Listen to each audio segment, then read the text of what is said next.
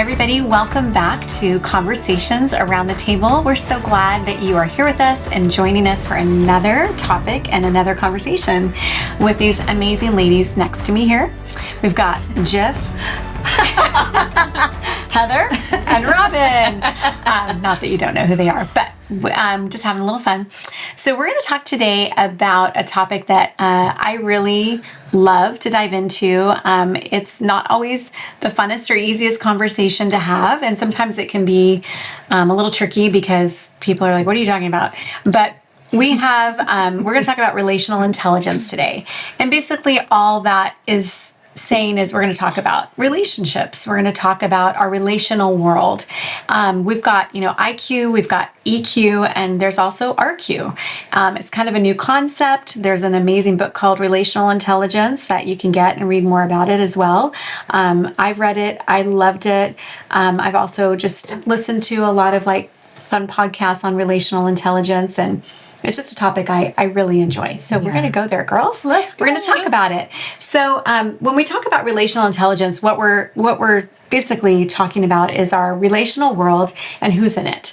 So I like to liken it, because I heard this analogy and it makes a lot of sense to me, to like your relational kingdom. Like think of it as a kingdom. Yeah. And if you were in a kingdom and you were the queen of this kingdom, you would live in a castle, right? You would live, I know, right? Who doesn't want a palace or a castle?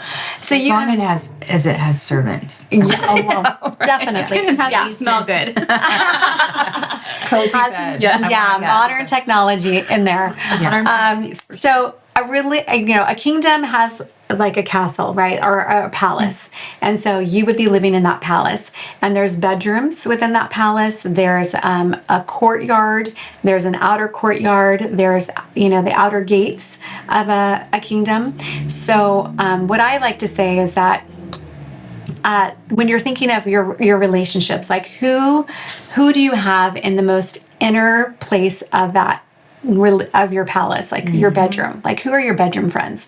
Meaning like your closest people, the people that know you intimately, the people that you do life with, you share all the things with. They're like, and obviously if you think about a bedroom, not a lot of people can fit in that room. So it's a few people. It's not a plethora of people. And then you've got the palace itself, like who's in that palace with you?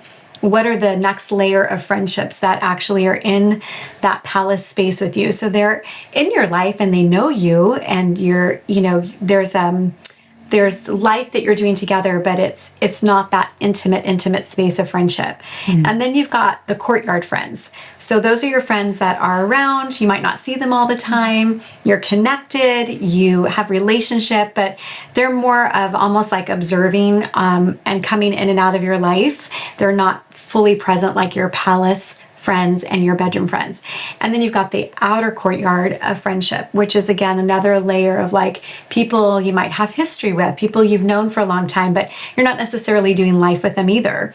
But they are in the peripheral of your life, and they're important to you, but they're just not in those inner spaces. And so in that context, there's also an understanding of that when we're looking at relationships in our relational kingdom, let's say, or our relational world, that there's seasons of people coming and going, right? There's seasons of people being in the inner spaces, people being in the palace, that maybe they're in the palace and now they're in the outer courtyard just because of their season of life. It's not about the friendship. It's about the season that you're in and that they're in. And so there's not maybe the capacity to be as connected, or the time to be as connected, or maybe they moved out of state. And so the relationship has shifted. So they're not that inner palace person in the moment. So Jeff. Yes. I'm going to go to you first, because we talk about this a lot. Yeah. I know you've read the book as well. And so what kind of is your take, or what do you feel like are the things that are most important when you're navigating relational intelligence in your life? I love the topic because, and I think it's actually important to understand there is such a thing as relational intelligence and understanding relationships, different layers or positions or placements in your life that people have. I think that's super helpful. Yes. And even when the world became aware of like an EQ, emotional intelligence, that whole understanding of like understand emotions, understand your own emotions, because if you don't have an intelligence there, we've said a lot, our emotions are like children. You don't put them in the trunk, but you also don't let them drive your car. And so kind of that's emotional intelligence, knowing where your emotions should be. And I think relationally, it's been super helpful for me to learn that and to learn like, I think the thing that really helped me is like, oh, not everybody is in my bedroom or in my, I call it like my dressing. Closet. I know, my dressing, because I feel like only Craig is in the bedroom with me, right? Like we've done an episode on marriage and how our husbands are our person, our closest person. Yeah. So I'm with you. I'm like more my dressing chamber if I'm thinking of a palace. Yeah. But the people that know you intimately, like they know you, you've let them in, and my personality has tended to be more like, I'll let everybody in. Right. Like, I'm out there. Yeah, let's be friends. And then I've discovered as I've maybe level jumped, I think that is a Seinfeld thing, level jumped in a friendship. And then you're like, oh, this person has no business being in my inner chamber. You know what I mean? And so like, I didn't realize that I was allowing someone in that maybe wasn't safe or didn't have the character qualities that I look for in a close friend. And it doesn't mean you don't love that person, but you figure out, this is more of a person that's in the courtyard that I want to spend time with and love, but I'm not necessarily going to expose all of my inner workings and the things that I cherish or, hold dear. Right. So that has been super helpful for me. And it's also been helpful for me as relationships have shifted and people like seasons. We've talked about this. Seasons where we're going after something, but maybe these friends that were super close to us in a previous season are not going after those things. We still love them. We still want to have time with them, but it's different. Yeah. Now these people are like, oh, this is who's praying for us every day. This is who's like checking in on us. This is who's like encouraging us. We still love these people. But so I've learned so much about with that book, Relational Intelligence, and even just the idea of the kingdom. It's super helpful. Right. Yeah. I agree. And I think in one of the things that was kind of a aha moment for me with like thinking and navigating through relational intelligence for myself and kind of diving deeper into that topic was that when we let people into those spaces, like you said, like I'll let everybody in, like, hey, come on into my closet space. We're not being literal, but you know what I mean? Yeah. Like come into that inner place of like intimacy and life and where I'm fully known by you and you fully know me and we're sharing those deep heart connects. And if we have the wrong person in that space, what happens is that's where dysfunction in relationship comes because we have an expectation for that person that they actually can't meet because they don't even know they're a bedroom closet friend. Right. They're just like, I'm your friend, but we're like, oh no, we let you here. And they don't actually have the capacity or the time or desire to be that friend. Right. And so then you have to refigure out, oh gosh, that's on me. And that's not on them, but it creates a disconnect and dysfunction sometimes in relationships. So again, it's like the importance of knowing these things and understanding your relational world, your relational kingdom, that we're using the analogy of a kingdom, it's important because that brings health in all of our relational world and our relationships actually affect us deeply and affect how we do life and affect our connection, community. It's important to the Lord. He cares so much about how we are with one another and our relational world. So, Robin, what do you want to say about that? I think for me, it helps to know where I don't have to carry people. That's good. Because I think for years, like I carried people into the space that I was for them. and they didn't have the capacity or the capability to do that. And so it was really freeing for me just to recognize that it's not my responsibility to carry people into a space that they're not comfortable doing. Right. You know, and I mean, for me, I always take people for face value, and just living in that space of freedom with that. And it also takes away that expectation that you have to be this for me when they don't have to be that. Right. It was just very freeing for me. I think I learned that maybe 6-7 years ago. I mean, it was very recent, you know, where I just was always the one that just did it all. Yeah. And then realized I don't need to do that. And in fact, like you said, our relationships deeply affect us. Yeah. They matter. They matter to the Lord, but they also matter to every part of our being. I mean, they affect ourselves even, you know, and it creates an element of stress, I think, too, when you have an expectation on people that they can't fulfill. You don't even know that it's there. Right. You know? And so I think just knowing and understanding placement of people in our lives is just so important. Yeah, that's such a good point. You talked about carrying people. And I think I've had situations in my life where I've tried to make a relationship something that it wasn't, and it doesn't work. If the other person isn't wanting the same level of relationship or isn't capable of it. A lot of people are not capable of it. Yes. I've learned. Yes. You know, and that's a whole other subject. But when you're trying to force something, or you're trying like you have a friendship that's important to you, but maybe you're not as important you're on a different level of importance for whatever reason, or for that season, that trying to force something or trying to carry it, I'm going to make this friendship happen, I'm going to be the one that instigates. We've all gone through that, and it's exhausting, and it doesn't work. And then you're not really getting the fulfillment of the friendship that you're wanting. It's one-sided, actually. Yeah. I think you guys have both mentioned, or all of you guys have mentioned the different seasons and how there's different places and different seasons. And I think, I don't know, for me, I've had friends from years and years ago kind of fall off, but then they've come back around in a different season, and it's you're redefining relationship, you're redefining connection, and it's really sweet. So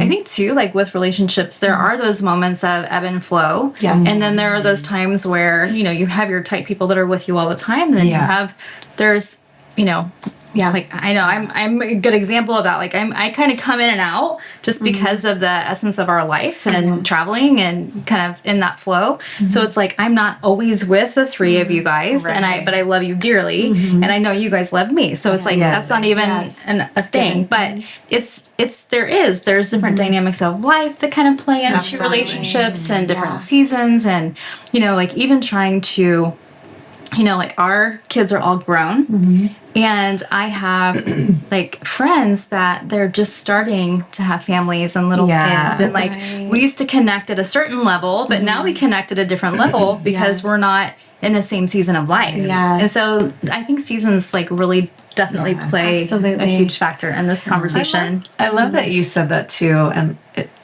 even the season that you're in, where you are traveling a lot, and you and Keith are sewing into things together that takes you away from friendship, maybe, or that personal, in-person proximity.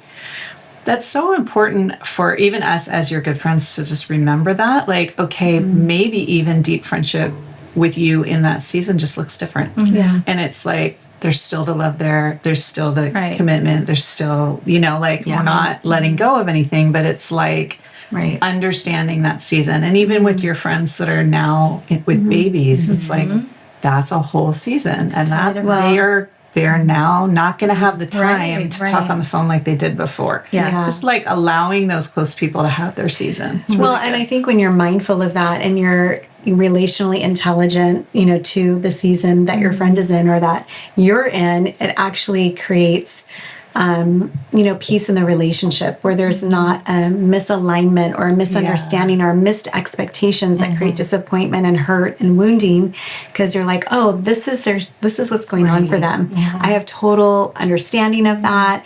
I know my expectation of that relationship has got to change, because they're not going to be able to meet this space that I have for intimate friendship or for palace friendship. They're going to be on an outer court season, or outside the city walls season. But it's seasonal. It is seasonal. And I think that when both of you were talking, one of the things that I've noticed in that realignment of relationships is, for me, again, I'm like a girl is like, I want everything to stay the same. I love all my people. I don't want anything to change. But recognizing that when that shift has happened, and the people that you thought, oh gosh, they're always going to be in this space of my life, but then they get removed to another space, it actually allowed the Lord to bring other relationships to me that I actually needed for my season and where He was taking me. Yeah. And I think that was so key to me to recognize, like, oh, this isn't like, it can feel to me, because of who I am, I'm like, oh, it feels so hard, and like, I don't like this. Like a loss. But like a loss. Thank you. But what it actually is just a purposeful realignment.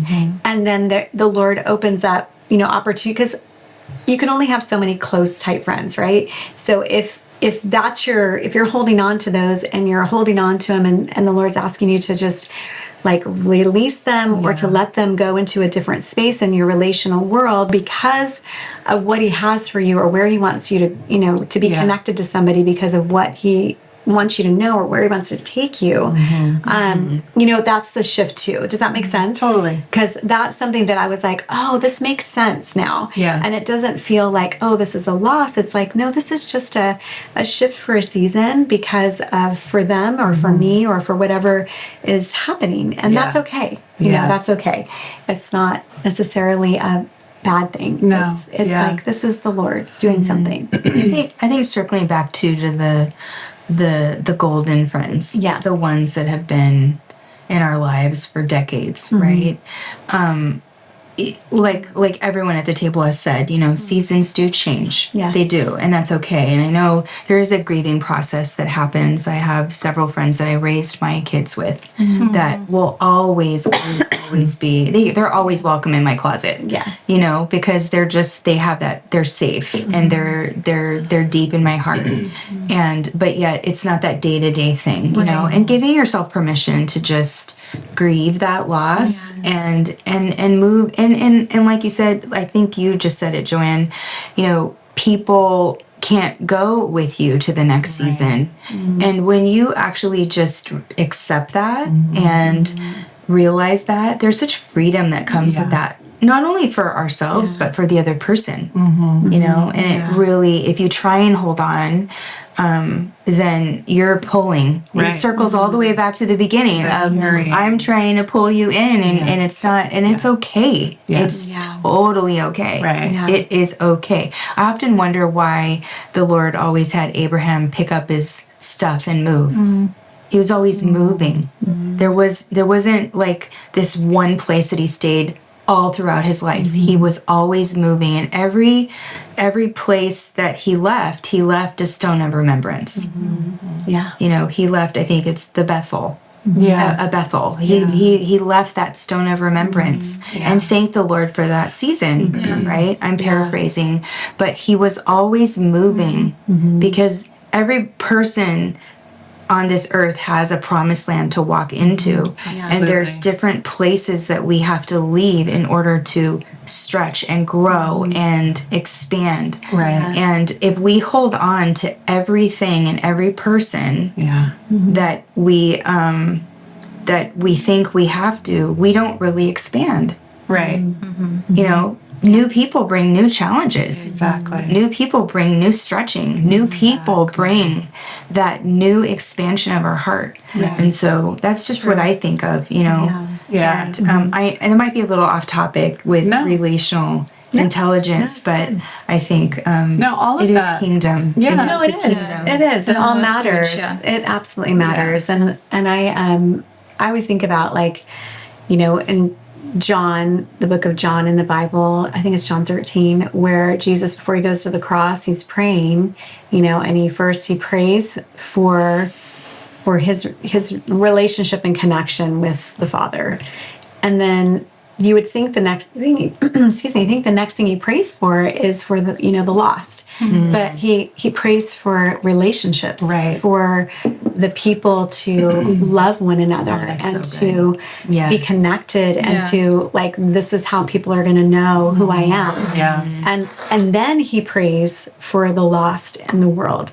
And I'm like, that's the order of things in the kingdom. It's it's about our connection with him. But the next thing that's most important is our connection to one another. Mm-hmm. And that's relational intelligence, navigating that world well and loving people in that space well, to even release them or to shift, them into a different space, because it's actually a gift to them and they can actually thrive in their season, and you can actually be open to what the Lord wants to bring into your life through maybe a new relationship or an old one that's coming back into that space, right? Exactly. It's a shift. So, or even just connecting with our spouses in a different season, because I know for me, Keith and I, right now, God has us in a very together season, and it's really never been that way. I mean, we've always been together, but course. I was kind of doing my thing in ministry and he was doing his thing in ministry. Yes. And now 2 years ago, the Lord just kind of went boom and said, I'm going to take you into these places together. Yeah. There's power in you guys together for the people that I'm leading you to. Right. And we're just okay. And so at first they were just saying, Keith, we're just going to bring Keith in because it's not a couple's world, or it's not a woman's world, or whatever, you know what I mean? Yeah. And so they're we can only bring one of you. And he's well, this is what we're doing. This is how we, God's called us right now in the season. And so then they made the way for him, but then saw me ministering, and they were okay, we need you both. Yeah. And so then it kind of locked in, and now we're doing this together, and it's been really special, but it's very different, because then in any relational context, you have to wrestle through and connect and not connect and it can be a little crazy at times, but it's been very interesting. Right. Yeah, it's so true. Yeah, I like too when you were talking about. I forget what you were talking about, but it was about what I was going to say. Bring it back. Menopause brain. The friends, the layers, and the friends that are closest to us, those are the ones that take the most work. And where you're putting the most effort in. Sometimes those courtyard relationships, I have people that I work with, they're easy. We work together, we connect. I think they're amazing, but I'm not in the dressing room with them. So I don't see the messy. I'm not having to navigate their weaknesses, their strengths, that kind of thing. And so I think understanding, being part of relational intelligence is just knowing, okay, when you find those people that you're this is a quality person, this person loves me, we're both wanting closeness and to be in life together and love each other's kids and go after all the things together, understand that's going to take work just like a marriage. Yes. And that's going to take conversations, brave conversations. And so I think that's an important piece to understand is that the ones that are closest to us can often be the most challenging because it's where we work the hardest and they see the yucky in us, So it's it's easy to minister to and love those that are in the outer ring or the outer courtyard, but the intimate ones, it's like a marriage, And that's where a lot of people, I think, can get stuck is I don't want to deal with the messy. I don't want to, it's hard for them to have connection intimately with other people. And so they're always going to be in a courtyard space with the people in their world or with you. And to even recognize that, that's just something that they're dealing with. And that's not about me. Right. But this is actually just, it's the recognition and acknowledgement, oh, that's just where they're living in their relational world, and that's what they can handle.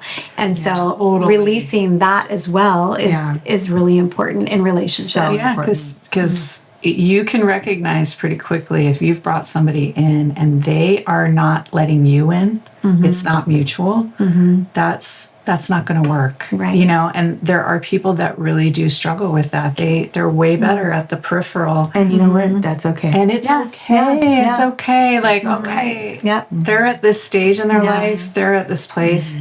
But I also am not going to necessarily open up everything to them either. And and understanding that. Yeah. So, yeah. And I love, you know, in kind of like wrapping this up, this conversation, one of the things that I think is really important when you're one, to just evaluate relationships, you know, to just spend time evaluating the people that are most important to you and just recognizing their season, who they are, what's happening in their life, you know, what they have capacity for, what they don't. And then just being mindful of like, where do they fit in my world and in my season? And it's not necessarily a conversation you even need to have with that person. It's more about loving them well, to rightly place them in the space that they can thrive and your relationship can thrive. And where you can have like just mutual joy and love and the togetherness. You don't have misaligned expectations. Exactly. And you don't have those things going on where it creates, you know, missed expectations and hurt and disappointment, you know, that can get us all stuck in those like, this feels really hard. But it does take time. But I think it's worthy of the time. It's worthy of the evaluation. Absolutely. And of course, there's so much more to this topic. And it's very so much brave. more. So It's very brave. Yes. It's very brave. I just want to end with this. Yes. I had a really old friend. The first episode she watched on the show is the one about relationships, seasons of relationships. And she said, I love you. I'm so proud of you. And she said, I remember when I showed up at your doorstep and said, I'm here to paint your house. And we didn't know each other. Oh, wow. And we ended up raising our kids together for, you know, they're like, their kids are like, our kids and their kids are like cousins. And just that fondness of the memory. And it also didn't hold expectation either in this new season. And that is where I feel like the Lord wants everyone to be. It's like we go like this because this is what we get to do, because that's what love does. Right. Love releases and love blesses and love remembers the good and the kindness. Absolutely. Beautiful. Yeah, I always say, you know, we want to remember one another for our best moments and not our worst, you know, in relationship. And so to be, you know, again, like the golden friendships and the beauty of friendship and the beauty of the seasons of friendship and those people that have shown up on your doorstep to paint your house when you didn't even know them, or the ones that, you know, did the things that were, that created a connection. And those are beautiful to have. And like you said, those friendships circle back around.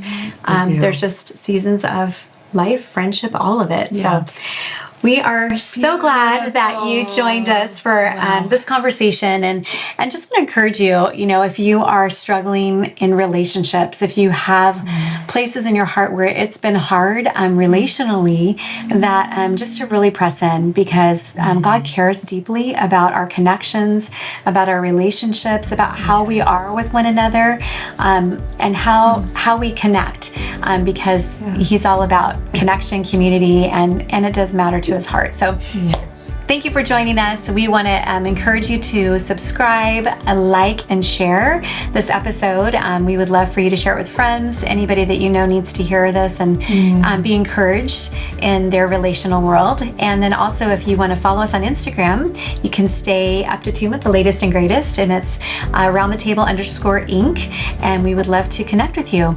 Until next time.